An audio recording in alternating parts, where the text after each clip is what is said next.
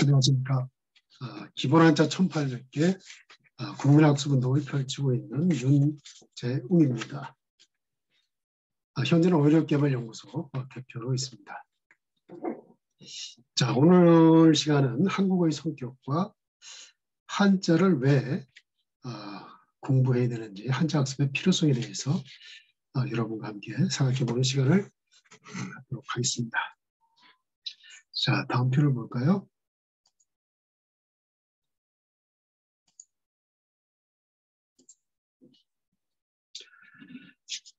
자, 국립국어원에서 편찬한 국어 대사전의 51만 단어를 분석한 차트인데요.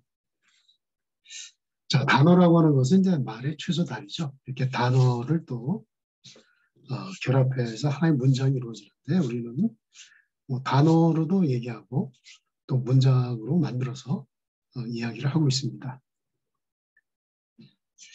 그래서 51만 단어를 분석해 보니까 한자어가 58.5%, 60%를 차지하고 있는 것을 우리가 알 수가 있죠. 반면에 이제 고유어, 고자가 이제 굳을 고자죠. 굳혀져 있는, 있을 위자, 이로부터 써와서 굳어져 있는 우리말, 고유어, 토박이 말로도 우리가 이야기하고 있습니다. 26% 정도 되죠. 또 혼종어는 이제 한자어와 고유어가 이제 합해져서 만든 단어들, 예를 들어서 자장가라든지 그림책, 그림은 이제 우리 고유어죠. 책은 한자어입니다. 자장가도 자장은 그 아이들 재울 때 불러주는 그 자장자장 그 소리죠. 가는 이제 노래 가짜를 얘기하고 있습니다. 뿐만 아니라 외래어와 한자가 결합해서 만든 그런 혼종어도 있죠. 금메달 같은 경우 그런 경우가 이제 외래어와 결합한 혼종어라고 볼 수가 있습니다.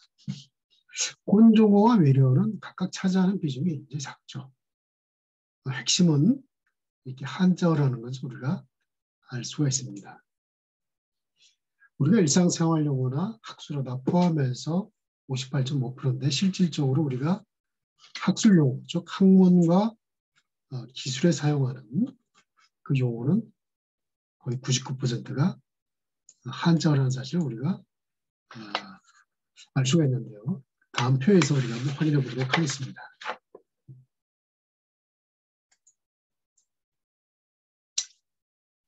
자, 이게 이제 고유어하고 이렇게 한자어를 구분해서 이렇게 표를 만들었는데요. 자, 고유어 같은 경우는 자연, 동식물, 인체, 인칭, 주거 이렇게 구분되어 있습니다. 하늘, 바람, 땅 이런 식이죠. 두더지, 너구리, 사람, 머리, 눈, 코, 입 이런 식으로 또 아들, 딸, 또 우리가 살고 있는 집, 지붕, 기둥, 또 음식 종류도 마찬가지입니다. 이러한 단어를 보면 우리가 느낄 수 있는 것이 일상용어구나.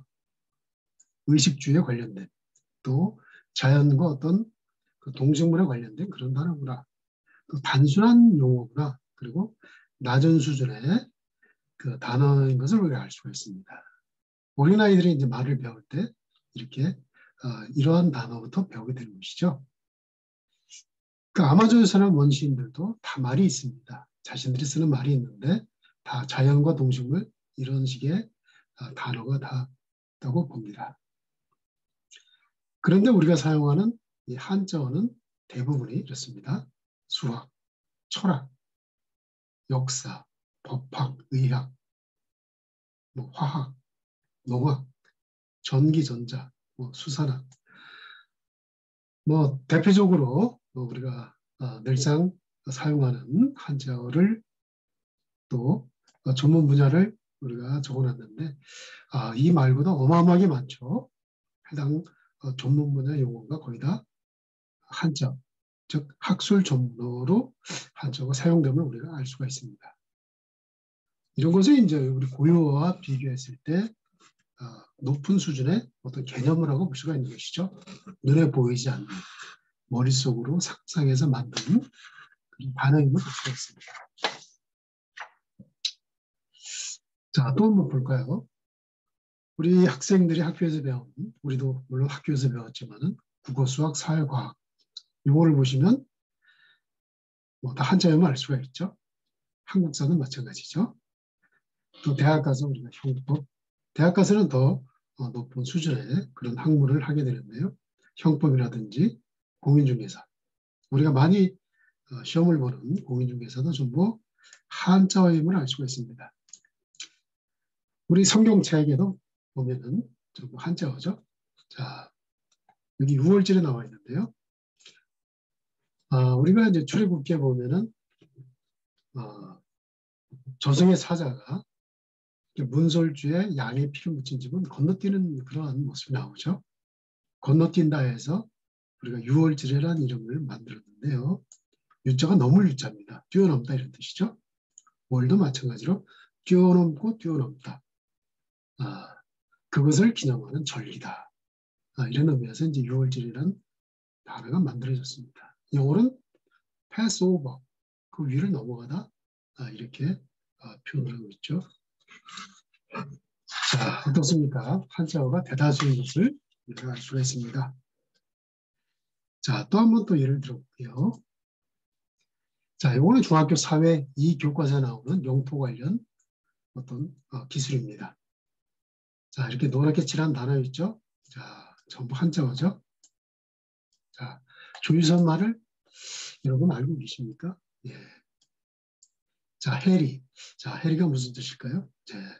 뭐 용해라든지 이런 건 뭐 우리가 자주 들어왔지만 조유선, 해리 이런 것을 한글만 표기했을 때 한글은 피운 문자죠. 어떤 발음 정보만 이렇게 노출해서 알려주는데 이 한자어이기 때문에 그 속뜻 한자 해리의 어원을 모르면 우리가 알 수 없는 것이죠.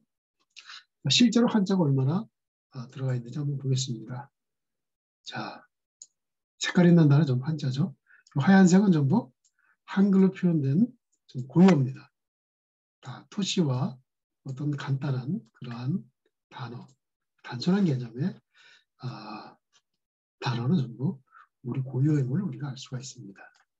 자, 한자를 모르면 교과서를 이해할 수 없겠죠. 한글로 써 있기 때문에 아이들이 다 읽긴 하지만 그 숨은 속뜻을 이해하지 못하고서는 교과서 내용을 전혀 이해할 수가 없습니다. 조의선이라는 개념을 모르고서는 우리가 영예가 어디까지인지 우리가 알 수가 없는 것이죠. 조의선에 관련된 그림이 있어서 제가 한번 찾아봤는데요. 여기 조의선이 있죠. 조의선은 바닷물의 위치를 나타내는 선이다. 바닷물이 육지에 이렇게 만나는 선이 있죠. 이 선은 시간에 따라 변하죠. 밀물을 쓸 때는 기선이 어떻게 됐습니까? 기준이 되는 선이 육지로 올라오겠죠. 바닷물이 밀려가니까. 썰물 때는 어떻습니까? 바닷물이 밀어가니까 더 그죠? 선이 기선이 달라지겠죠. 자, 어느 선을 기점으로 해서 영해를 결정하느냐에 따라서 영해의 거리가 상당히 달라질 것입니다. 서해 같은 경우는 썰물일 때는 어떻습니까? 바닷가 쪽으로 많이 육지가 나가게 되죠. 그래서 서해안 쪽에서는 영해가 상당히 길 수가 있겠죠.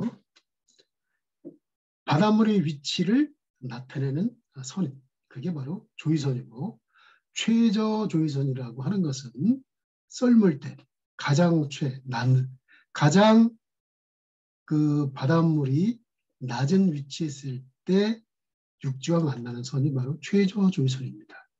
여기서부터 12해리. 해리는 1852m인데요. 1.8km 정도 되죠. 요거 바다의 자, 리자입니다. 거리를 나타내는 단위죠. 바다에서 거리를 측정하는 단위를 바로 해리라고 하는 것이죠. 육지와 다르죠. 그래서 이게 이제 12해리라고 하는 것입니다. 육지 거리로 환산했을 때 22.2km가 바로 우리의 영해. 즉, 이 바다를 통과하기 위해서는 그 나라의 허가를 받아야 하는 것이죠. 허락을 받고 배가 지나갈 수 있고 비행기도 지나갈 수 있습니다. 반면에 배타적 경제 수역은 예, 이렇게 통보만 하고 지나갈 수가 있겠죠. 이 공해 같은 경우는 예, 허가 없이 자유롭게 통행이 가능한 함께 사용하는 바다라고 해서 공해라고 이렇게 표현을 하고 있습니다. 자, 이렇게 우리가 한자의 뜻을 알았을 때, 즉 한글의 속뜻을 알았을 때 정확한 영토의 개념을 우리가 이해할 수 있는 것입니다. 이래서 우리가 한자를 배워야 되는 것이죠. 자, 중학교 교과서만 그럴까요? 네, 초등 교과서도 마찬가지입니다. 자, 초등 교과서는 이렇게 전부 한글로만 표현되어 있습니다. 우리 아이들이 읽는 데는 아무런 문제가 없습니다. 한글은 가장 배우기 쉬운 문자죠. 발음과 문자가 정확히 일치가 되고 있죠. 자, 이렇게 노랗게 칠하는 것이 노란 색깔이 전부 한자로 만든 단어입니다. 자, 지구처럼 태양의 주위를 돌고 있는 천체를 행성이라고 합니다. 왜 행성이라고 할까? 그렇게 물어봤을 땐 어떻게 대답할 수 있을까요? 즉 한자의 뜻을, 즉 행성의 속뜻을 모르고서는 우리가 알 수가 없는 것이죠. 자, 실제로 한자가 얼마나 들어가 있나 한번 보도록 하겠습니다. 자, 태양, 그죠? 예, 천체, 항성, 다 중요한 핵심 단어는 전부 한자임을 알 수가 있습니다. 초등 교과서도 한자가 거의 1만 개 정도, 한자로 만든 단어가 1만 개 정도 된다는 것을 알 수가 있죠. 3학년이 되면 이렇게 한자어가 늘어나고 3학년, 4학년, 5학년이 되면서 단어가 폭발적으로 늘어나게 됩니다.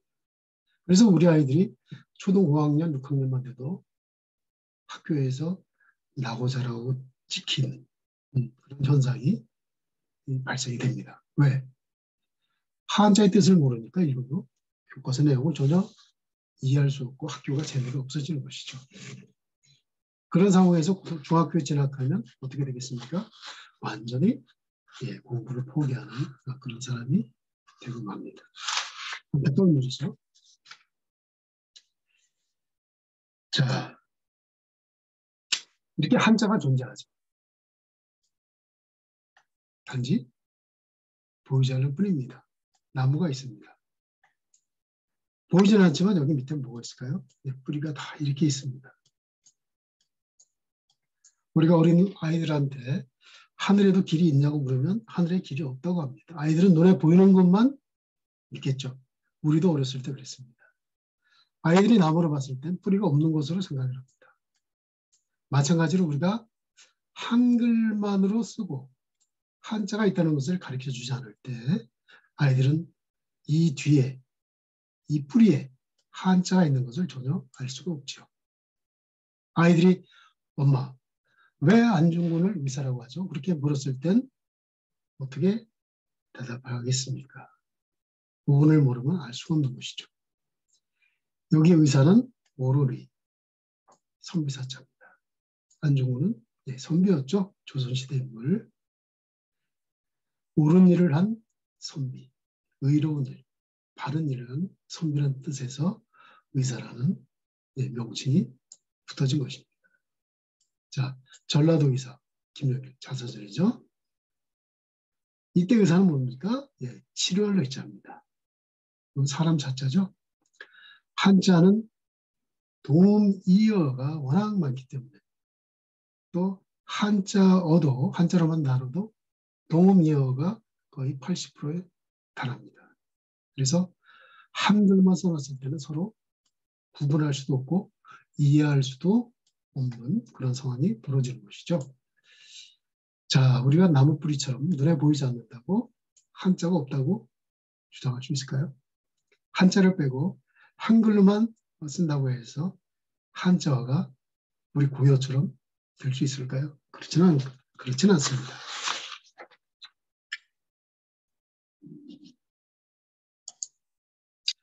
한자 없이 한국어는 존재가 불가능합니다. 앞에는 의사를 2개만 적었었죠. 예. 자, 이거는 이제 그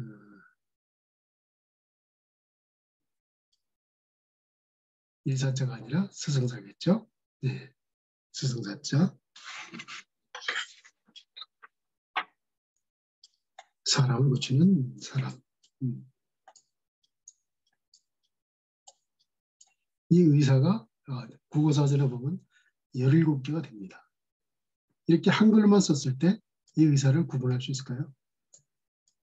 구분은 둘째치고 우리가 공부할 수도 없을 것입니다. 이 단어라는 것이 그 단어 자체로 독립적으로 존재할 수 없다는 것 자체가 말 그대로 넌센스인 것이죠. 말이 안 되는 것입니다. 자, 의사. 의사. 한자는 공부하면 알 수가 있겠죠. 영어 단어를 100개, 1000개도 우리가 다 외울 수 있는 것은 다 발음이 다르기 때문에, 철자가 다르기 때문에 외울 수가 있습니다. 하지만 한글로만 이렇게 써놔서는 우리가 전혀 알 수가 없는 것이죠. 5개를 구분해서 외울 수 있다? 천만의 말씀입니다.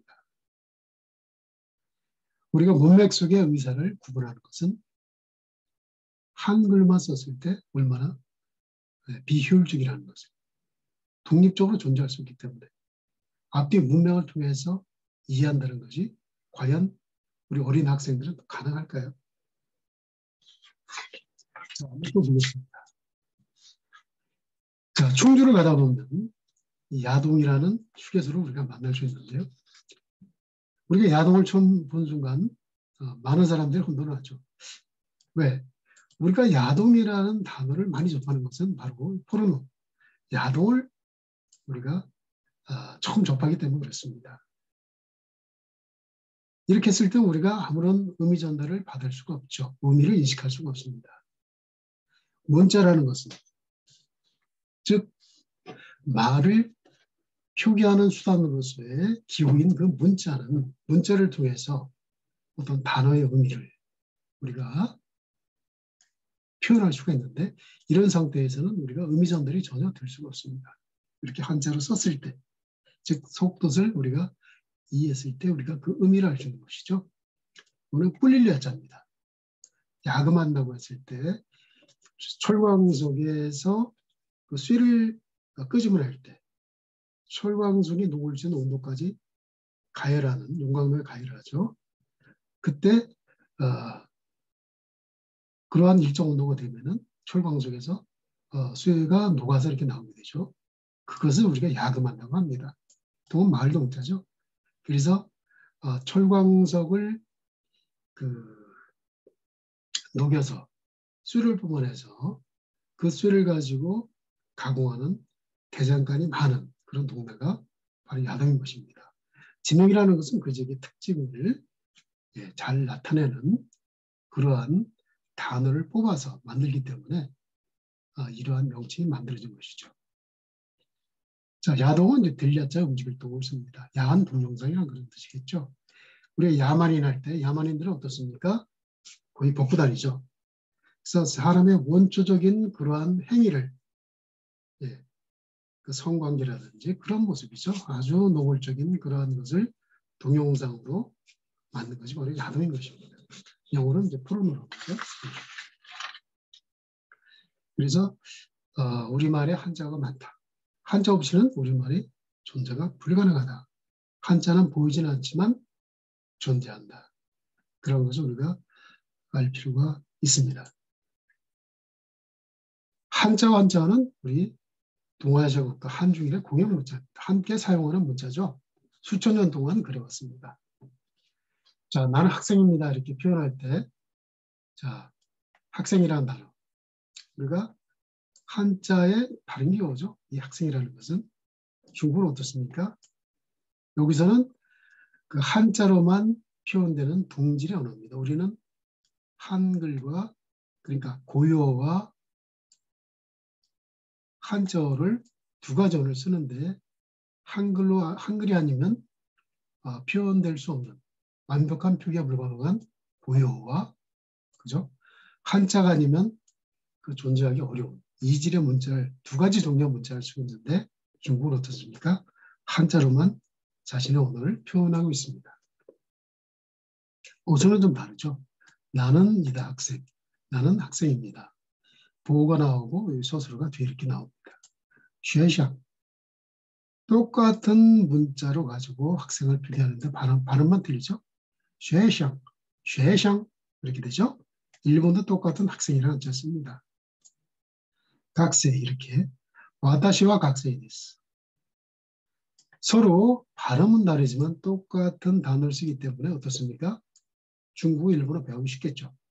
반면에 영국, 프랑스, 독일은 똑같은 라틴 문자, 알파벳을 쓰고 있지만 철자와 발음이 다 다릅니다. student 발음이 이렇죠. 스튜던트가 아니라 스튜던트 이렇게 되죠. 프랑스는 에튜디앙 철자가 있고 단어가 있고 발음도가 이렇게 있습니다. 슐러 같은 문자 알파벳을 쓰고 있지만 단어가 서로 다르기 때문에 학습하는데 어떻습니까? 네, 우리보다는 쉽진 않겠죠. 우리 입장에서는 우리가 한자를 어려서부터 학습하게 되면은 우리가 중국어, 일본어를 아주 쉽게 배울 수 있는 그런 장점이 있는 거죠. 그렇지 않다면 그 좋은 기회를 우리가 놓칠 수 있는 것입니다. 자, 우리가 왜 또 한자를 배워야 되는지 또 하나 더 보도록 하겠습니다. 자, 우리나라도 많이 경제적으로 성장을 했죠. 중국도 많이 성장을 했습니다. 우리 인구가 5,800만 맥시멈 이렇게 갔었죠. 2020년 통계입니다. 여기 4,800만으로 수정을 하겠습니다. 중국은 14억이죠. 일본은 1억 2,500만. 대만이 2,300만 정도 됩니다. 우리나라 GDP가 세계 10조 달러, 세계 12, 1.6조 달러.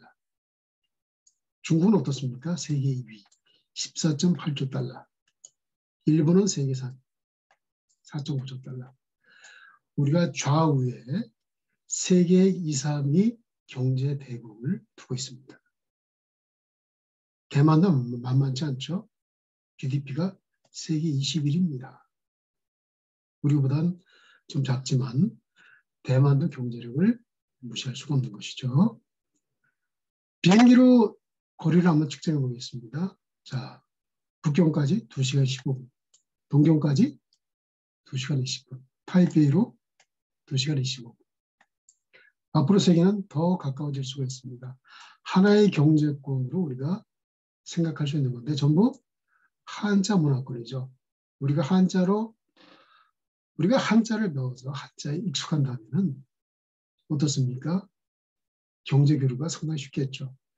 우리가 직장을 잡아도 우리나라뿐만 아니라 중국, 일본, 대만에 진출해서 우리가 직장 생활도 손쉽게 할 수 있는 그런 강점을 가지고 있는 것입니다. 물론 영어도 배워야 되겠죠. 하지만 한자는 영어보다도 우선적으로 더 배워야 될 필요가 바로 여기에 있는 것입니다. 어떻습니까? 우리가 한자를 배워야 되는 이유는 우리 국어를 제대로 표현하고 또 우리가 제대로 정보 및 기술을 습득하고 지식을 쌓아나가기 위해서 우리가 한자를 배워야 되는 것이죠. 뿐만 아니라 우리가 한자 문화권에서 경제적, 문화적 주도권을 우리가 갖기 위해서는 우리가 한자를 배워야 됩니다. 일본과 중국 학생들은 서로 한자로 서로 의사소통이 충분히 가능하다고 합니다. 한국은 그렇지 못한 게 현실이죠. 이런 면에서 우리가 한자를 남의 문자라고 생각하는 그런 편협한 생각을 버리고 한자도 우리 문자다. 쓰는 게 임자다. 이러한 열린 자세로 우리가 한자를 바라봐야 될 것 같습니다. 다음 시간엔 한국이나 오이락이 어느 정도 실태인지 또 문제점이 뭔지 그리고 해결 방안이 뭔지 해결 방안이 어떤 것이 있는가에 대해서 우리가 또 알아보는 시간을 갖도록 하겠습니다. 오랜 시간 감사합니다. 다음 시간에 뵙겠습니다.